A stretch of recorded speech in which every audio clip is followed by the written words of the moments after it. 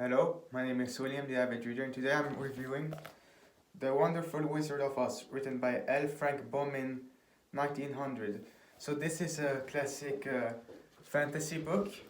It's very old, it's 120 years, so at the turn of the century. An interesting thing, yes. And there are 24 chapters in this book, and the book is very short, and the letters are very big compared to the page. And this, since the 1905 edition, I think there are these images they include. So for each chapter, you get a picture of or a drawing of the Wizard of Oz. And so the story is about Dorothy, who, through a cyclone, her house is brought to the wonderful land of Oz. And there she travels because she wants to get back to her family in Kansas, Aunt Em and Uncle Henry. So she meets along a few characters. So we find a pack. So first we meet Scarecrow, and he's a straw man, or Scarecrow, as is implied. And he's on a pole, so she removes him, and he wishes to have brains and to be wise. And then later on they find the Tin Woodman, who's entirely made out of tin and doesn't feel anything, and he wants a heart so he can love and be kind. Then we get to see the Cowardly Lion, and he's, as implied, a coward, and he wants to be brave. So those are the characters, and that's the pack. And before I continue, there will be spoilers in this review. So, a map of this place, you can have a mental map here. And at the center we've got Emerald City, with Oz being the Wizard of Oz, yeah, Oz the Great and Oz the Terrible. He's referred to that, and he's in this Emerald City in the center of the place. And next to it, you've got the Munchkin country to the west, which is ruled by the Wicked Witch of the West. To the east, you've got the Winky country, which is ruled by the Wicked Witch of the East, which in the beginning of the book authority comes to the world of Oz, the country of Oz. Her house falls on this witch, so now she's freed Miss Winky. And here we also get to see the Good Witch of the North from Gillikin country, and she places a kiss on her, so now she's protected from a lot of things. And she also gets these magic shoes from the Witch of the Wicked Witch of the East. And we learn that at the end of the book, big revelation, if she had just put her shoes like this 3 times and took in 3 steps and said, I want to go somewhere, she could have gone there. So she could have been teleported basically to Kansas. And then you've also got the Quadling country, so this is to the south of Emerald City, and it's governed by the Good Witch of the South, and she's a beautiful redhead, which is a bit weird. Surrounding the country of Oz, you've got the Deadly Deserts, which no one has ever attempted to go through except Oz. He lives in his giant balloon. And then there's references to Kansas, which is where Aunt Em and Uncle Henry live. So it's a short book, and there are a lot of chapters, and there's plenty of things that happen in here. So first chapter is about the cyclone, which puts her house away, and her away too, with her dog Toto. And chapter 2 is where her house crushes this Wicked Witch of the East, and she meets these Munchkins and also the Good Witch of the North.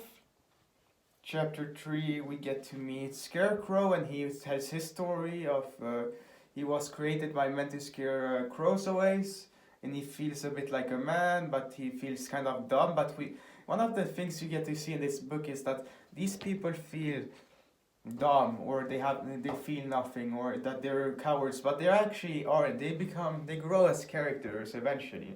later on we get to meet the Tin Woodman, and we get to learn his story of how he got to be like that. So he wanted to marry a young girl. So he chopped wood to build, I think, a house for her, but there was some evil woman living with her, so she arranged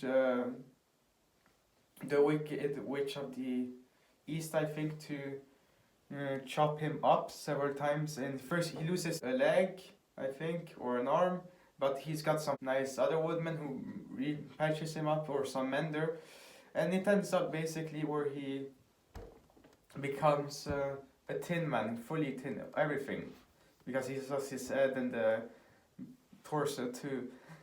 And he thinks he can survive with this, but it turns out that when it rains, and because he has no oil, he freezes because his metal becomes rusty. So yeah, he stays there for a year and gets to think of how he regrets not being able to love or have a heart. Misses really his heart. Then we get to meet the cowardly lion, which usually tries to eat the dog Toto, but Dorothy says bad, basically bad lion, and you're a coward. And he's like, yeah, he acquiesces, yes, I'm a bad lion and I want to be brave. And he talks about how he roars to scream away, and he kills some inoffensive animals, but actually he's not really that dangerous because he's a coward. So they start traveling to the Great Oz, and there along they meet some weird tiger things, these Caracas, and they go over some bridge, and those Caracas falls, and they go through this poppy field which smells nice, but actually these poppies, which is, it's a kind of funny thinking of that these poppies which are poison in this book. So maybe magic poppies, and you've got Dorothy who passes out, and the lion who tries to run away to escape it, but he can't. So the Tin Man and the Scarecrow, who do not feel anything really, they can't. They don't feel physical pain, so this poison does not affect it. They carry her away, and then we get to see that the Tin Woodman, he chops the head off quite often of things, but he chops the head off a wildcat and saving a queen mouse. They agree that the mice will save the lion and remove them from the poppy field, and they awake. They come to the gates of the Emerald City, and you've got this guardian of the gate who says you have to put on these glasses to come in, otherwise you will be blinded by the emeralds, which again, you get to learn that's not true. It's not made of emerald. Everyone wears these glasses, so it looks like emeralds, but it's just another bunch of other types of precious metals. And there they get to meet this shape-shifting Wizard of Oz, who's referred to as the Terrible and as the Great Wizard of Oz. And he takes different shapes. So with Dorothy, he's a giant head. With Scarecrow, he's some beautiful lady. With the Tin Woodman, he's some horrific monster. And with the Cowardly Lion, there's a ball of fire. The Scarecrow, the Tin Woodman, Cowardly Lion, and Dorothy, they all want something from the Wizard of Oz. So Dorothy wants to get back to Kansas. Scarecrow wants some brains. The Tin Woodman wants a heart, and the Cowardly Lion wants courage. And to get that, he says, they have to kill the Wicked Witch of the West. And when they go there, she sends a bunch of challenges towards them. So one of the things is she sends crows, which they have to try to kill them, but they fail, and wolves, and then also the slaves, but the slaves are scared and they don't even bother.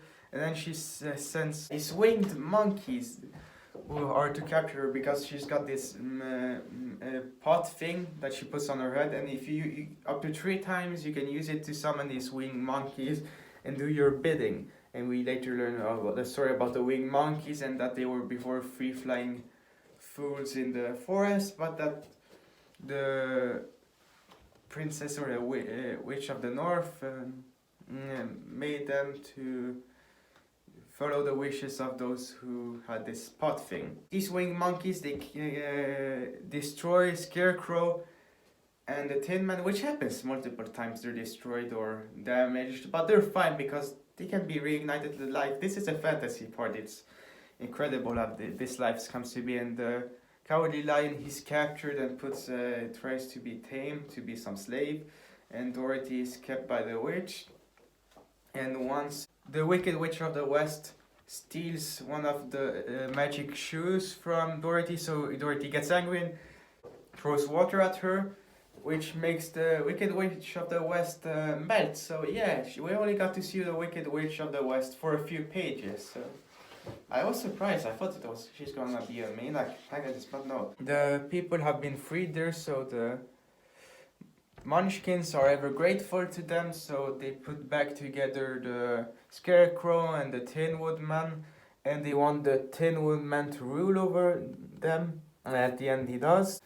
And they all travel back to Emerald City, where they request Oz to grant them their powers, but then we learn that Oz is a humbug little man and that he lied to them, but he still tries to accomplish his promises. So he gives somehow brains to Scarecrow and a heart to the Tin Woodman and some potion which gives a Cowardly Lion braver. And I'm thinking this might just be some placebo effect, that you tell something is true and then it feels true enough for someone. So yeah, that's weird. Then they make a plan to get Dorothy out of there by using this balloon that Oz came to this city, to this place. He got to the land of Oz through this balloon, and since he was flying, they thought that he was a wizard, and he pretended to be, but he was never left to see anyone. But anyway, he tries to get Dorothy out of there because she wants to get back to Kansas through this balloon thing, but because Toto is lost, she tries him, and just as she's going to arrive to the balloon, it's too late because it has left. And Scarecrow has been declared the leader of this city, Emerald City, in practice forever. So they go and travel south to get and see the Good Witch of the South, and here we get some more adventure. So we get to see an attack by flying trees. They go through some forest, and the first front row, it's some trees that that throw you away, so you don't get inside. And then they get over a wall where they get to see these small people, this dainty China country, and there's China pieces as small characters. It's very weird, and it's very creative and fantastic, weirdly enough. And then we get to see that they come to this forest, and this is when the lion gets to become brave and the king of the beasts by killing this giant spider that has been eating animals there. And then they get to roadblock because there's these hammerheads who keep popping up and from a mountain or a cliff, that they push them away, these characters away from getting over this obstacle. So this is when the winged monkeys become useful, even if it's the last use, and they're brought to the country of the Quadling country. And here we get to meet the Good Witch of the South, and she's this beautiful redhead. And here it's basically decided that she takes this special pot thing, magic pot, and with it she's gonna send Scarecrow back to Emerald City. She's gonna send the Tin Woodman back to the Munchkins, and she's gonna send the Cowardly Lion. Now he's the brave lion, back to his forest. So now they all are leaders of their own societies. But then she explains the trick of these magic shoes that Dorothy wears, that she can get back home to where she comes from in Kansas. And then she's teleported basically back to Kansas. And here it ends with meeting her Aunt Em, and it ends very happily. So, how would I rate the Wonderful Wizard of Oz? I would say 8 out of 10. So, it's not. I prefer Journey to the Center of the Earth by Jules Verne as classic books, but L. Frank Baum, he still wrote a pretty good book. And I liked it, and I read about a bit less than half of it today. And yes, you can read this in short intervals since it's only a few pages and the letters are very big. And you've got pictures to accompany your imagination, so that's a bit like Treasure Island, but I prefer this book to Treasure Island. It's better written, and it's really you get to maybe relive as a child, where you get to see some wonderful things, and there are some bits of horrifying, but at the beginning of the book there's an author's note where it says the purpose is the book is afterwards you remember the fun times in it instead of the bit more disturbing times, and yeah, I maybe agree with him. Yeah, it's a good book. So L. Frank Baum, you wrote a good book, so 8 out of 10. So that was the Avid Reader's review of The Wonderful Wizard of Oz, written by L. Frank Baum in 1900. I hope you enjoyed this review, and I will see you guys next time.